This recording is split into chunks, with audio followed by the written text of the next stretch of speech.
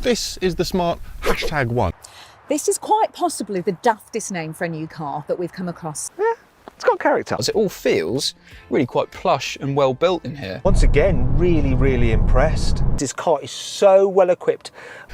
Couldn't even get your charge cables in there. What's this for, a loaf of bread? Fun fact about Smart, they were the first legacy car brand to go full electric back in 2019 when they electrified both the 4.2 and 4.4. The problem was, well, no one bought any of those, mostly because they only had enough range to get you sort of there. So what have we got here? Well, first of all, it's the biggest smart car that ever there was. But before we do this, I should explain that Smart is now owned jointly between Mercedes-Benz and Chinese car maker Geely. Geely also own Volvo, and this car is built in China and it uses Chinese technology. However, it's been designed in Germany. And if you look at it, it sort of reminds me a bit of a Mercedes EQB, only it's the design that Mercedes should have used. It looks better. I really like the look of it from the rear. Got this full-length light bar, the way it all just flows neatly together. The only thing I'm not sure about is that I want to call it a number one, not a #1. But apparently Smart says it's #1. All right.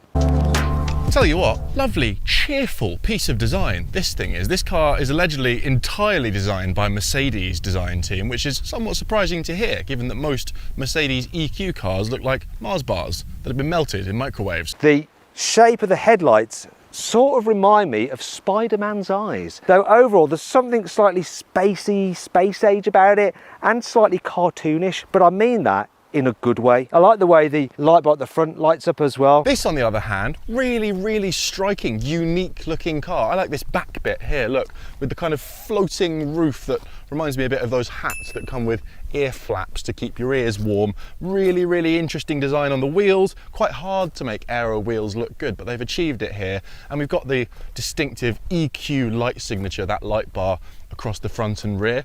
I said it when I did the first look video of this car, and I'll repeat it now. Better looking than all the EQ Mercs put together. Moving down the side, you get 19-inch alloy wheels as standard, and obviously you've got this aero effect on them there for improved aerodynamics to help your range. Same with the door handles, that's why they're flush with the bodywork. This two-tone roof looks nice, and you've got the Smart logo here on the rear pillar.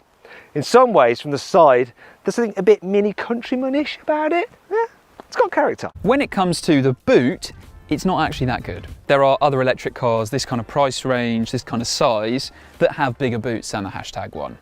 Smaller than you might think for a 4.2 metre high-riding crossover SUV. That's not a lot of boot back there. This is rear-wheel drive, so there's lots of gubbins going on underneath. A little bit disappointing, I suppose. You can fold the seats flat, and then you've got a nice little bit of space, but that's less than I was expecting. There is a reason why you might want to slide those seats forward. You see, with them back, the boot capacity is 273 litres. Slide them all the way forward, then you have 411 litres of space.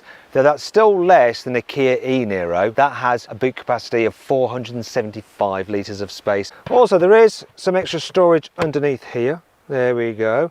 And look, that's a Beats logo. That's because the range shopping car gets a Beats audio system as standard. It does eat into the little space there a touch, but probably worth it for the improved sound quality from your stereo.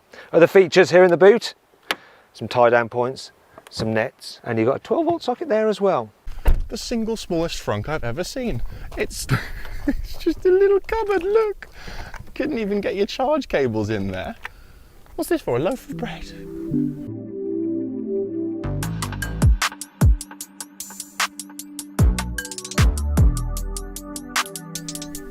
Now, interior of the Smart, I can't do it, the Smart 1.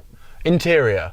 This was the thing that stood out to me most when I had a first look at this car. I think it's the most impressive part of it, and I think it's the thing that gives you the best idea of what they're going for, because this, to me, this is a little Mercedes in terms of the design and just the quality of everything you touch. It's a baby Merc. I'm talking about the weight of that button to open the ample glove box. I'm talking about the fact that that's slightly magnetized, the sliding thing, and just the click it makes when you get to either end, the weight on that, the thunk of the indicator, and the the lovely little binging bonging that it makes. It feels so quality in here. I don't know of another electric car at this price point that feels so luxury. Really enjoy the design in here, like the use of this bespoke EV architecture. I always like when they do this, where they give you the big storage bin, but then instead of just giving you absolutely nothing, they give you more handy storage. We've got our wireless charger and our 2 USB-C ports and our cup holders, and again, a big refrigerated glove box. And look, in the smart car, they gave us Smarties. But this is the best bit, because in here, there's a little cooling compartment.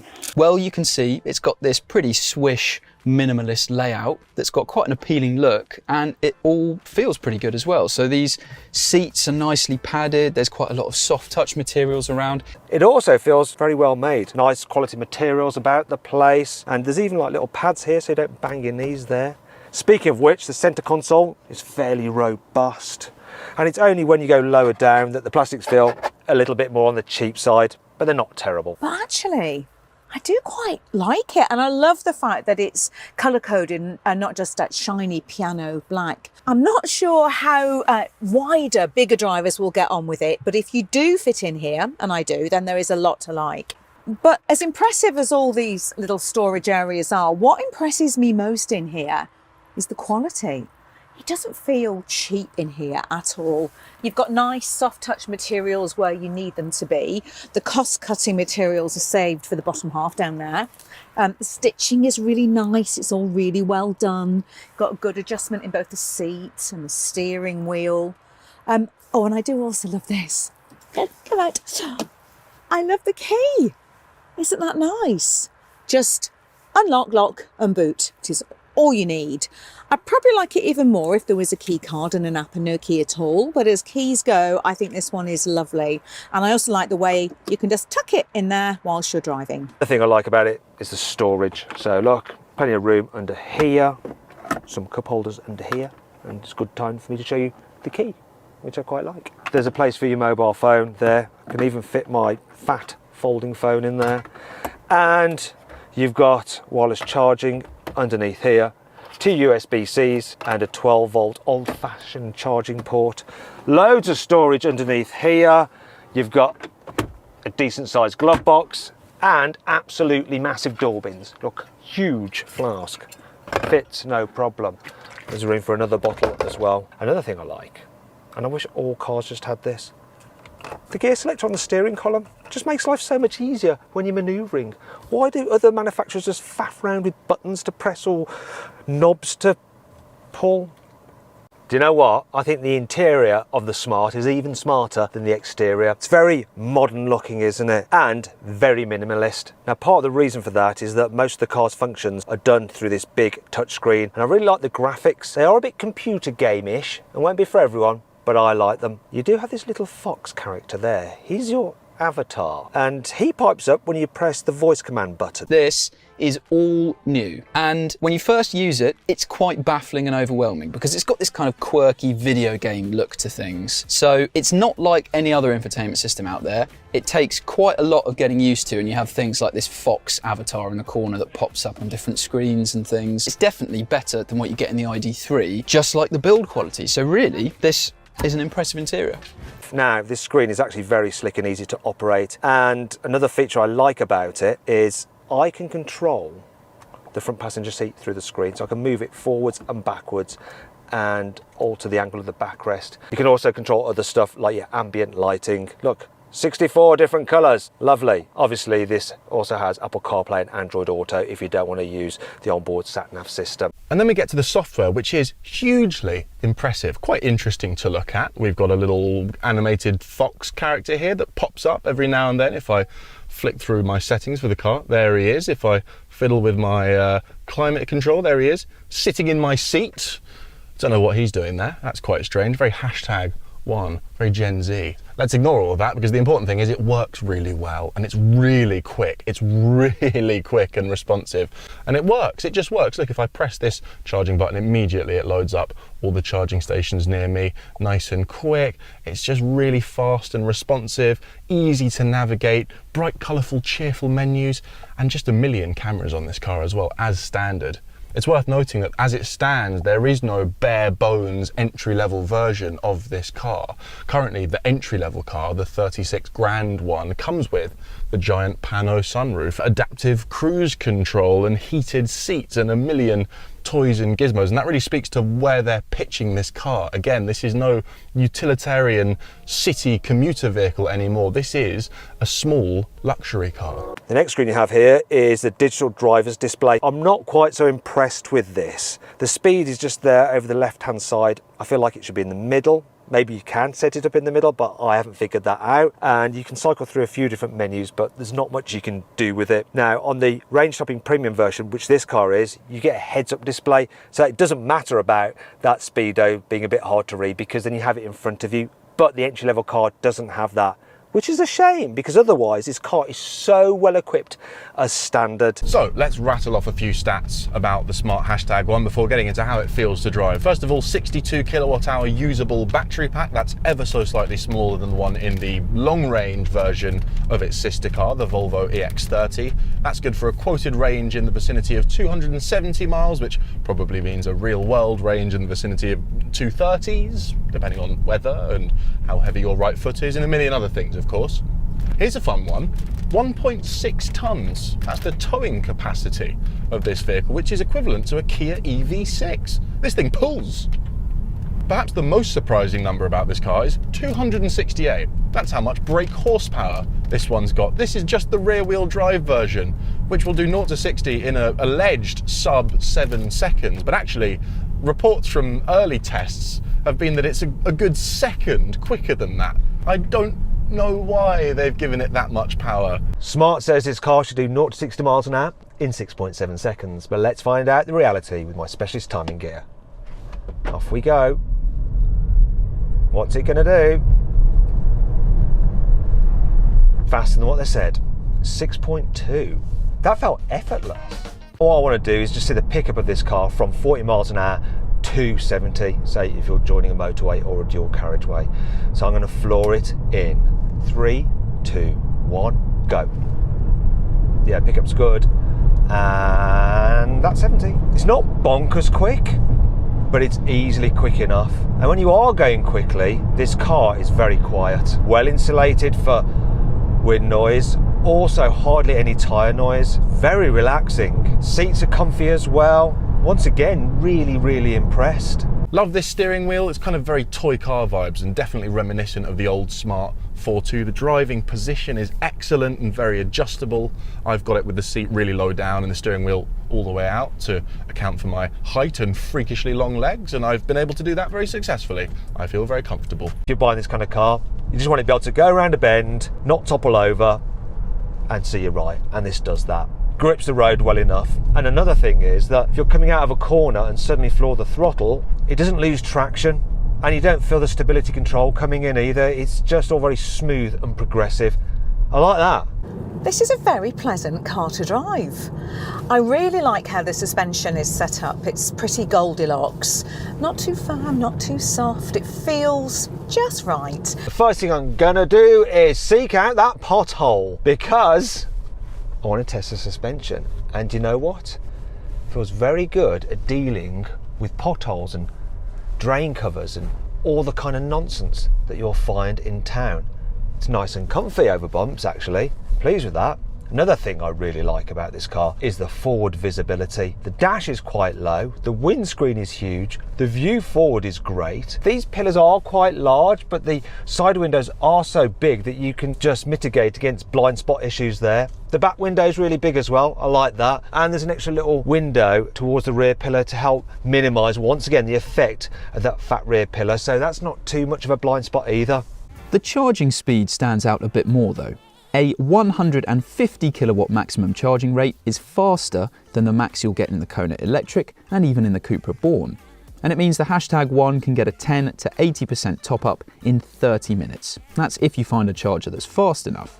If you use a more common 50 kilowatt charger, then you should deliver the same charge in around 55 minutes. A 22 kilowatt charge does the same job in 3 hours. Both versions are rear-wheel drive with a single motor that puts out 272 horsepower. They also have a 62 kilowatt hour battery pack. Now, the range of the Pro Plus is 260 miles, whereas this Premium can do 273 miles. Not sure why there's a difference. They both charge at 150 kilowatts if you can find a DC charger fast enough, and you can actually charge this Premium version on AC current at up to 22 kilowatts, whereas the Pro Plus can only charge at 7 kilowatts. So if you can find a 22 kilowatt charger for this Premium version, it will charge the battery in just 3 hours, which is pretty good on AC current. There is the matter of range. So this car is supposed to be capable of 272 miles on a charge. It's saying on the trick computer 26.7 kilowatt hours per 100 miles, which equates to 3.75 miles per kilowatt hour, and the battery capacity is 62 kilowatt hours. So if I do the maths,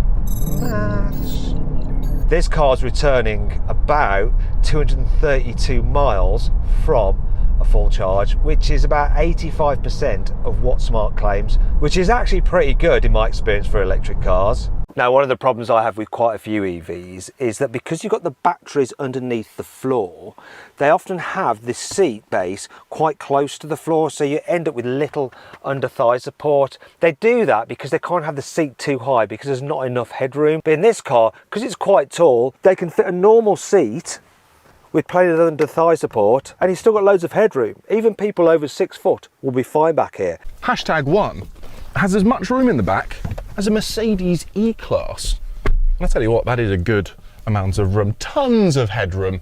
Lovely with this panoramic sunroof. Good amount of legroom. You can see the seat is all the way back in my driving position. I would argue that this configuration with really roomy back seats and a slightly small boot is a better use of space than having a huge cavernous boot and slightly cramped rear seats, because you can always fold them flat if you need to. You can even slide them forwards and backwards. Good amount of space back here, and again, everything just feels premium, from the window switches to the door handles to the air vents. The fit and finish is Mercedes grade. And we talk a lot about how the legacy car brands are in some ways disadvantaged by their 100-year history. After all, the bigger the ship, the harder it is to steer when it comes to transitioning to electric vehicles.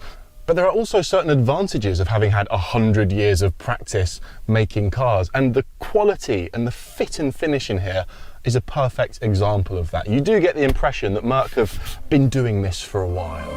And what I do like about it back here is that it's not an afterthought. One thing that struck me in the VW ID3 was that when you got in the back, it really felt like the quality dipped, but it doesn't feel like that here. You've still got nice soft touch plastics.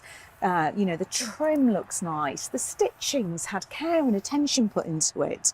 This is a really, really nice place to be. And look, where is it? You've got some through loading if you need to carry long objects and still 2 people in the back seats. Speaking of which, look, you can slide the seats here in the back like that. So before I forget, I'm a sucker for a frameless door. I really like those. I think it just elevates the whole thing. But I think my biggest qualm with this car is it still a smart car? This is a brand that I associate with being disruptive, rule breaking, thinking differently, and above all else, giving you the absolute most from not very much. And if we take it as read that this car had to be bigger than the old 4.2s purely for business reasons, I think the thing that Smart could and should have done to have made this a proper disruptor, a proper smart car, is go big on efficiency. So it does all the things you want an electric car like this to do. So it's quiet, it's smooth, it builds speed with that typical electric car urgency. Body control's good, and the steering is quite nice actually. I say that this is just different enough to make it stand out from its rivals, but it won't scare people off. The quality is very good, it drives well, the price is competitive. And whilst I'm not in love with the way it looks, I do think it's got a certain something about it which has surprised me. In fact, generally I've gone from being quite indifferent about this car to really looking forward to driving it again for longer. But for now, this is a great new start for a new Smart brand, and this is a very good electric car. So there we have it, the Smart #1, a very, very, very good electric car. just not an especially smart one.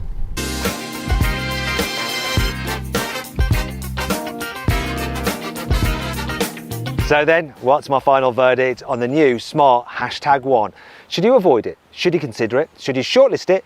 Or should you just go right ahead and buy it? Well, I reckon you should just go right ahead and buy it. It really is one of the very best electric family cars you can buy.